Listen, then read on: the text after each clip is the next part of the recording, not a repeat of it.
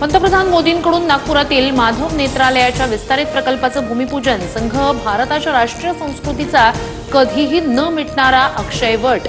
मोदींचे गौरवोद्गार। संघाच्या पसंतीचा राष्ट्रीय अध्यक्ष पाहिजे असल्यानं मोदींचा दौरा।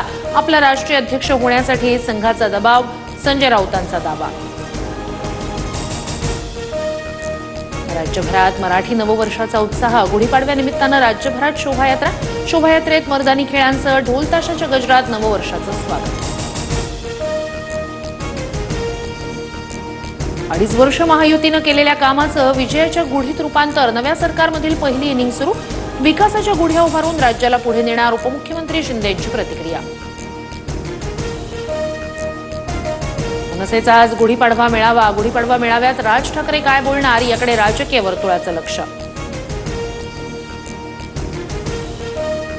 लाडकी बहीण योजना जाहीर केली तेव्हा राज्याच्या तिजोरीवर 43,000 कोटींचा भार आला। तिजोरीवर वाढलेला भार पाहता कर्जमाफीही होणार नाही अशी माहिती। संजय शिरसाट यांची प्रतिक्रिया। कर्जमाफी देऊ शकत नसाल तर अजित पवारांनी राजीनामा द्यावा। महाराष्ट्राच्या जनतेचा वचनभंग केल्यानं नैतिकतेच्या आधारे राजीनामा द्या। संजय राऊतांची टीका। महाराष्ट्रात पुढील 4 ते 5 दिवस गडगडाटासह वादळी पावसाचा अंदाज। सिंधुदुर्ग, कोल्हापूर, सांगली आणि रत्नागिरीला येलो अलर्ट।